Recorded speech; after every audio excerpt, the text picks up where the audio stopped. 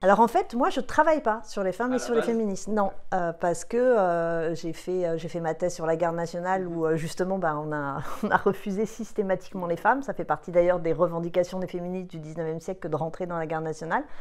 Donc moi, les seules femmes qu'il y avait, c'était des vivandières, donc il n'y avait pas beaucoup de femmes. Et puis après, j'ai fait des travaux sur les pétitions envoyées aux chambres. Alors il y a des femmes qui pétitionnent, évidemment je me suis posé la question des pétitions de femmes, mais c'était pas central dans mon questionnement. Donc non, ça c'est plutôt le côté enseignement, c'est-à-dire ce qui m'a poussée à m'intéresser à la question des féministes. Alors il y a une question de militance, je suis féministe, donc c'est des choses qui m'intéressent et j'ai lu dessous. Et puis surtout, ça fait une dizaine d'années que dans le cadre de ma fac, je me suis dit, bon, il y en a marre, il n'y a pas assez d'histoire des femmes dans le cursus scolaire de nos étudiants, donc il faut qu'il y ait au moins une ou deux UE d'histoire des femmes.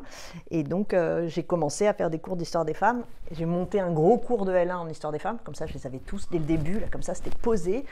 Et quand ça fait presque 8 ans que tu fais un cours, que tu l'améliores, que tu lis tous les trucs pour pouvoir améliorer ton cours, tu finis par avoir une certaine expertise dans le sujet, même si... Alors si ça m'arrive ponctuellement de faire des trucs, surtout que je dirige, résultat, beaucoup de masters en histoire des femmes, puisque souvent les étudiantes, soyons honnêtes, que j'ai eu en L1 et qui m'ont eu après, elles ont envie de faire après des masters en histoire des femmes, et donc je les dirige. Donc ça m'oblige un peu à faire des recherches, que je regarde bien... mais je n'ai pas produit, perso, une grosse recherche en histoire des femmes. Quels sont c'est Michel Perrault, c'est les travaux de Michel Perrault et d'autres historiennes, les premières historiennes qui t'ont inspiré, ou il y a eu aussi le côté anglo-saxon qui était peut-être plus en avance sur la place des autrices? Alors il y a Perrault, c'est sûr. Ça c'est évident, mais d'ailleurs pas forcément Perrault sur les femmes, c'est Perrault sur les grèves moi au début, hein. Ouais. C'est Perrault Histoire ouvrière qui m'a marqué. Cela dit, il y a aussi des hommes, hein, Howard Zinn, moi quand j'ai lu l'histoire populaire des États-Unis, je me suis dit ok, c'est ça que je veux faire. Et Noiriel aussi, hein, l'histoire du monde ouvrier, les ouvriers en France. Enfin, je me souviens le titre d'un de tes chapitres où il dit « Le vrai prolétaire, c'est l'immigré ». En fait, il faisait de l'intersectionnalité, ouais, hein, c'est ça qui est... voilà, comme Jourdain. Non, comment il s'appelle, monsieur? Ouais, celui qui fait de la prose dans Molière, j'ai oublié. Jourdain. Ouais, Jourdain. Ouais. Donc, et là, je me suis dit, voilà, c'est ça, c'est ce type d'histoire que je veux faire. Mais oui, sinon, il y a Perrault, il y a aussi, même si, alors, elle, ça qu'est-ce que c'est intelligent ce qu'elle fait, mais qu'est-ce que c'est difficile à lire, c'est Michel Rio-Sarcey. Les bouquins de Michel Rio-Sarcey, vraiment, j'adore, mais ça, là, il faut avoir un bon bagage historique et conceptuel, et c'est pas le truc qu'on lit sur la plage, c'est clair, quoi. Mais il y a beaucoup de choses. Non, il y en a plein, en fait. C'est un fourmillement de plein de choses, et visiblement pas que d'autrices. Tu parles de Noiriel, tu parles de Howard Zinn, oui. Il y a eu des grandes références d'histoire populaire. Oui, ce qu'il y a, c'est que le début de l'histoire populaire, comme c'est dans les années 60-70, il y a peu de femmes qui écrivent. Donc voilà, Hippie Thompson, pareil, c'est un truc, forcément, ça marque, quoi. Et après, j'aime bien me faire lire à des L1 ou des L2 parce que ça, je pense qu'après on n'est plus historien ou historienne pareil quand on... c'est ça, voilà, il y a un moment où Hobsbawm, c'est quand même c'est important de se prendre ces grosses sommes en plus, pouf, ou avec en plus une capacité de mise en récit qui est juste extraordinaire. Et puis après il y a tellement de choses. Moi, en plus, alors ce qui est assez génial en histoire des femmes, ça c'est que il y a un livre important qui sort tous les 2 mois, quoi. Donc ou un article ou. Voilà. C'est riche dans la production. Ah mais c'est un bonheur, hein, c'est un bonheur. Alors ça va être plus être des articles. Il y a beaucoup de choses. C'est pour ça que la revue Clio, elle est fabuleuse pour ça. Mais ce cours là que je fais depuis 8 ans et que j'ai fini par un peu synthétiser Enfin, chaque année, je changeais des choses parce qu'il y avait un article de Fanny Beugnon qui était sorti, un article de Fanny Gallo qui était sorti, Pascal Barthélémy qui faisait un numéro spécial sur les femmes colonisées sur le continent africain. Ok, ça, d'accord, pof, pof, on rajoute, cet exemple il est génial, et ça se rajoute en permanence. Beaucoup plus que dans l'histoire du 19e siècle politique, plus classique qu'est la mienne, où on va y avoir des exemples plus précis, mais on n'est pas dans ce renouvellement qu'est l'histoire du genre actuel, quoi. Comment tu expliques que le travail ait été évacué parfois de la mémoire qu'on a des mouvements féministes? Est-ce qu'il y a un lien avec la bourgeoisie aussi, parce qu'il y a des rapports de classe? Parce que tu dis dans le livre quand même qu'on évacue le prisme de la classe et le prisme de la lutte des classes. C'est bien dommage, mais comme par hasard, entre guillemets. Donc parfois c'est l'angle mort. Et puis à titre subjectif, j'ai l'impression aussi que le travail n'est pas forcément le secteur le premier dans les revendications féministes aussi aujourd'hui. Si, il est vachement présent aussi. À nouveau, il est invisibilisé, mais évidemment qu'il est toujours présent. Hein. Mais en fait, le problème, c'est que l'histoire et la mémoire du monde du travail et de ses mouvements et de ses luttes, elle est trop centrée sur les hommes. C'est une histoire qui a beaucoup été écrite au masculin, donc il laisse peu de place aux luttes des femmes travailleuses dans cette histoire. Et de l'autre côté, l'histoire du féminisme, c'est pas forcément suffisamment penché sur les questions qui sont propres au monde du travail. Donc il a fallu se rencontrer. Mais c'est comme pour l'histoire de la colonisation. On a eu des superbes histoires de la colonisation, mais qui ne se faisaient pas au prisme du genre, mais qui réfléchissaient au rapport de domination en situation coloniale, et à l'inverse, des histoires du féminisme qui réfléchissaient au rapport de domination de genre, mais qui ne se posaient pas la question de la façon dont elles pouvaient s'articuler en situation coloniale. Et donc il a fallu à un moment, et c'est pour ça que les travaux de Pascal Barthélémy ou d'autres sont très importants, parce que se sont rencontrés les questions en termes de genre et l'étude en situation coloniale. Et donc on a pu poser la question de la place des femmes, des rapports de domination de genre à l'intérieur des sociétés coloniales comme à l'intérieur des sociétés colonisées, de la façon dont elles s'articulaient.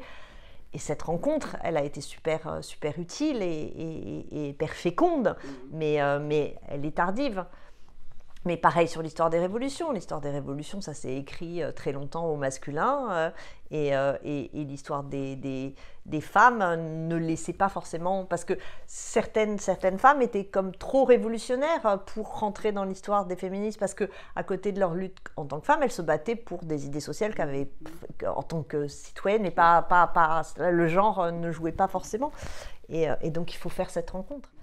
Du coup, tu as écrit ce bouquin qui est sorti en 2020, je crois, Rage Against the Machism, avec une référence au groupe de hard rock Rage Against the Machine, j'imagine. Oui, puis surtout, c'est un slogan que j'avais vu en manif féministe. Et qui t'avait... que j'avais trouvé chouette. Ouais. Dedans, tu fais un gros panorama. Alors, il y a 200 pages, mais c'est très riche. Tu parles on va dire, de la Révolution française jusqu'au mouvement MeToo, et puis à ces déclinaisons. Du coup, tu traites vraiment de désinvisibilisation des femmes, de toutes ces invisibilisations-là, que tu essayes de contrebalancer en reprenant des histoires peu connues. C'est pour ça que tu l'as écrit en premier lieu, c'est pour restituer l'histoire de... Pas forcément de grandes femmes d'ailleurs tu parles de l'âme de gouge, où tu dis, on retient souvent l'âme de gouge libérale et bourgeoise, etc. aussi parce qu'elle était libérale et bourgeoise. Toi, tu fais le contrepoids. Oui, moi je veux pas faire l'histoire des femmes puissantes, je veux faire l'histoire de la puissance des femmes. Pas comme Léa Salamé. Voilà, c'est ça. Moi, je veux montrer que les femmes se sont organisées collectivement, et que collectivement, dans leur action, elles ont été puissantes, et elles ont changé les choses, pour elles comme pour la société en général. C'est des femmes. C'est des femmes. Moi, Alors, évidemment, on donne après des exemples particuliers, parce que on va pas... en plus, ça permet d'incarner. Ça, c'est une procédure d'écriture. Mais je vais préférer la sardinière syndicaliste à la ministre, quoi. Voilà. Et les grèves et les mouvements sociaux, voilà. Et les revendications et les luttes qui sont mises en place. Ouais. Et je l'ai fait, donc je l'ai fait parce que ça correspondait à un cours, mais je l'ai fait aussi parce que je voyais toutes les attaques que se prenaient les féministes des mouvements actuels. J'avais, les colleuses, les Alice Coffin et autres, la une de Valeurs Actuelles sur les néo-féministes sont devenues folles, avec l'impression de découvrir la lune parce que ces atroces femmes, elles font des clubs non mixtes, enfin des groupes non mixtes. Mais qu'elles sont radicales, elles sont violentes, genre les féministes du passé sont tellement sages, bien, et elles avaient des beaux combats, et vous, votre combat pour l'écriture inclusive, mais vous êtes complètement folle. Bon. Et en fait, ça me faisait sortir de mes gonds parce que la plupart des combats sont des combats très anciens. Par exemple, le combat contre pour démasculiniser la langue, il est très ancien. Il est pas là, il prend la forme du point médian qui fait dégoupiller tout un tas de gens, mais avant c'était la même chose, parce que les femmes se sont toujours pris les mêmes charges qu'elles se prennent actuelles avec les mêmes critiques. En gros, pour les antiféministes, une bonne féministe est une féministe morte, hein. Mais les vivantes, c'est forcément des hystériques complètement mal baisées. Enfin bon, voilà. Mais ça a toujours été la même chose, c'est-à-dire que Simone Veil était parfaite, mais elle s'en est pris plein la gueule. Gisèle Halimi elle s'en est pris plein la gueule. Enfin, de toute façon, la féministe, le backlash, il a toujours été là. Et donc, il y a eu un moment, je me dis, faut rappeler que nos luttes, nos combats, nos revendications, nos répertoires d'action s'inscrivent dans une histoire et que cette histoire nous en fait à la fois l'héritière, mais permet de claquer un peu le clapet d'un pas mal d'antiféministes, parce que quand sur la langue, pour revenir sur la langue, quand tu dis c'est quoi cette histoire de la langue t'es gentil, Coco, mais enfin, il y avait déjà ça sous la Révolution française. Et puis, en fait, Jeanne de Rouen aussi, elle avait pensé à ça. Ils avaient même inventé un S majuscule à la fin de peuple souverain. Alors, c'est pas le point médian, mais c'est une écriture typographique, c'est une recherche typographique pour trouver une solution et inclure les femmes. Regarde le texte de Hubertine Auclair, il est très très clair sur le fait que la langue, c'est très important de la démasculiniser. Donc non, c'est pas si neuf, et j'avais besoin de faire ça en tant que féministe. Mais c'est en fait, oui, tu historicises des choses qui sont déshistoricisées par les antiféministes, en disant simplement, en fait, c'est pas une lubie contemporaine.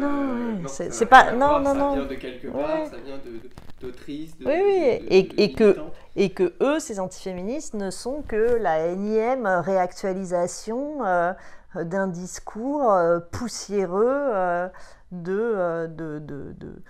une bande de gens qui veulent pas remettre en cause la domination masculine, en général parce qu'elle leur sert. Mais donc voilà.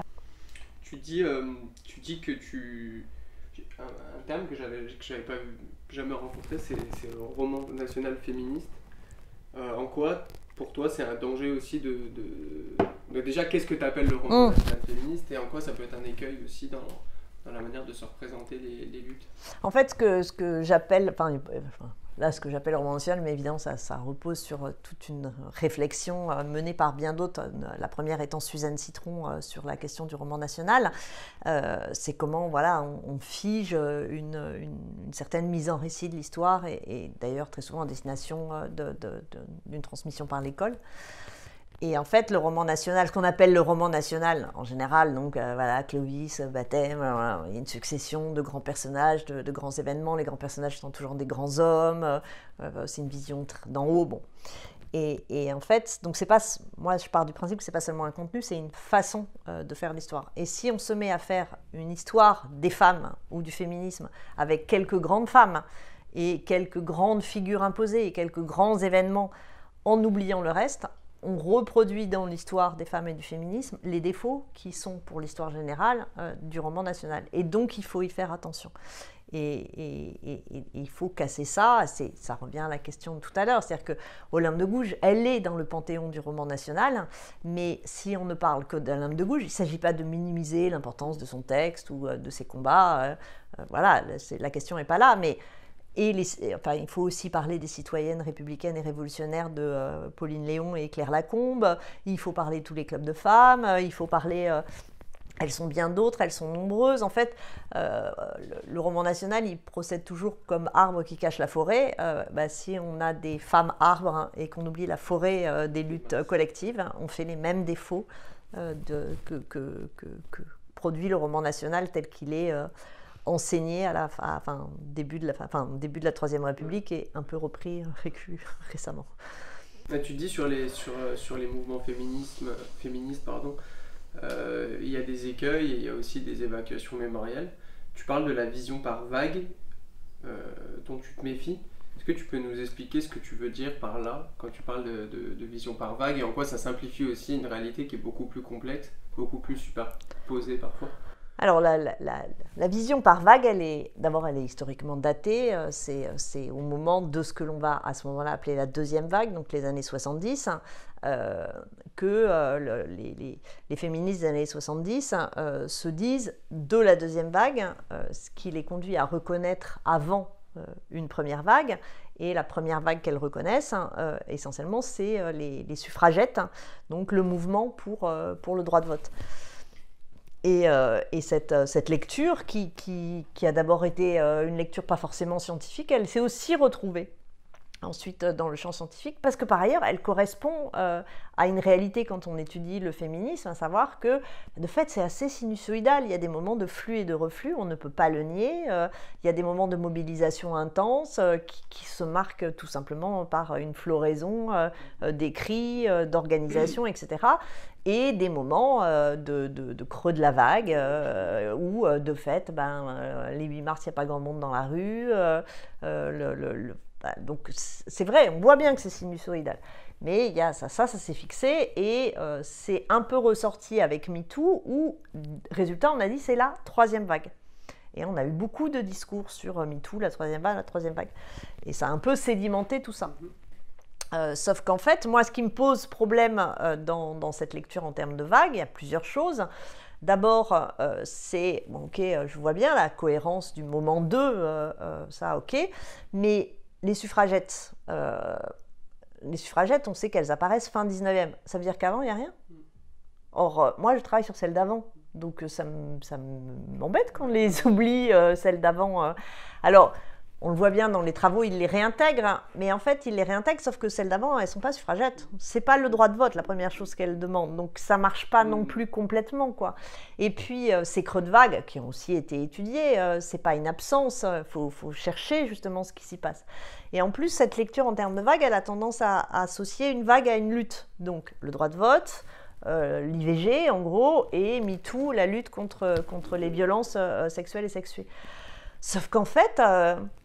il y a plein d'autres revendications, d'autres luttes, à la fois hors de ces vagues et même au cœur de ces vagues. Les suffragettes ne se sont pas battues en tout cas les féministes du 19e siècle ne sont pas battues que pour le droit de vote. Dans la fronde de Marguerite Durand, il y a le droit de vote, mais il y a aussi l'accès à l'éducation, l'instruction, il y a un travail égal, salaire égal, Et pareil, les femmes du MLF, elles ont soutenu des grèves, elles ont aussi eu des rapports complexes avec les mouvements de lesbiennes, mais aussi avec les mouvements de prostituées aussi. Et actuellement, je m'en rends compte parce que je suis pas mal ce que font les coloreuses. Et donc au début, c'était uniquement Stop Féminicide, donc les noms des femmes. Hein. Et puis ensuite, certains groupes de colleuses et de colleurs ont fait des collages plus sociaux. Et j'ai vu sur les réseaux sociaux des gens qui disaient « Mais non, vous devez faire pour rester dans votre lutte. » Mais d'où est-ce qu'on reste que dans notre lutte, en fait? Donc, et c'est ce qu'elles ont répondu. Mais c'était vrai des mouvements avant. Et la troisième chose, c'est qu'il y a une histoire qui, elle, n'a pas de vague, qui ne rentre pas dans cette histoire des vagues. C'est toutes les luttes des travailleuses pour leurs droits en tant que travailleuses. Et ça ne rentre pas dans ce schéma parce que c'est dans une temporalité qui est différente, qui est liée d'ailleurs plus ou moins à la temporalité du mouvement ouvrier, avec son propre rythme sinusoïdal, mais qui n'est pas celui de l'histoire du féminisme. Par exemple, 1906, qui est la grande année de grève en France, mais il y a aussi plein de grèves de femmes et des revendications qui sont portées. Et cette lecture en termes de vagues, finalement, quand elle tend à invisibiliser toutes les luttes des travailleuses pour leurs droits en tant que femmes qui travaillent. Donc c'est bien des mouvements féministes aussi, parce que c'est en tant que travailleuses, mais c'est en tant que femmes aussi qu'elles se battent. Et donc ça l'oublie. Ça les évacue. Et c'est pour ça que donc, toutes ces femmes qui se battent de la Révolution française jusqu'aux suffragettes, qui sont pour la grande majorité d'entre elles des ouvrières ou des femmes des classes populaires, qui sont pour la majorité d'entre elles des socialistes, et qui se battent pas pour le droit de vote parce que c'est pas leur préoccupation première. Elles peuvent le demander aussi, ça veut pas dire qu'elles l'évacuent, mais c'est pas leur priorité, mais pour déjà sortir du code civil, le droit à l'instruction et le droit au travail, qui n'était pas gagné, et qui n'était pas gagné à cause du mouvement ouvrier, ce qui montre que c'est compliqué aussi, on n'a pas le droit de les invisibiliser. Donc c'est pour ça que les trois vagues, ça ne marche pas. Donc il faut réussir à avoir une approche qui rende compte de cette progression sinusoïdale, laquelle n'est pas la même selon les luttes, avec justement celles du travail qui sont un peu différentes. Et en même temps, je pense qu'on ne va pas parler en termes de vagues, mais quand moi j'ai sorti le bouquin, quand je l'ai fait, et que j'ai fait cette intro, et que je me suis dit, bon allez, je vais dire ce que je pense des vagues, c'était quelque chose que je ressentais à lire, mais je me suis dit, je vais peut-être m'en prendre plein la gueule, parce que je ne suis pas reconnue comme historienne des femmes, et j'attaque une vision. Bon, je me suis dit, un peu attention, et là-dessus, il se trouve, c'est vraiment un hasard, je me rends compte que le même jour sort « Ne nous libérez pas, on s'en charge » de Florence Rochefort, Michel Zancarini-Fournel et Bibia Pavard. Donc elles ce sont des chercheuses en histoire des femmes, c'est leur séminaire de l'EHESS. Donc voilà, je me suis dit, donc j'attends qu'il sorte, et il sort le même jour que le mien. Donc je vais en librairie, je vois les deux, je prends le leur, je regarde l'intro et je vois qu'elles explosent pareil. Je suis et j'étais contente parce que c'est un cheminement que j'avais fait un peu seule, évidemment. J'avais lu des trucs, et en discutant avec Geneviève Fraisse que j'avais rencontrée, voilà, donc ça sortait pas je veux dire, je suis pas toute seule.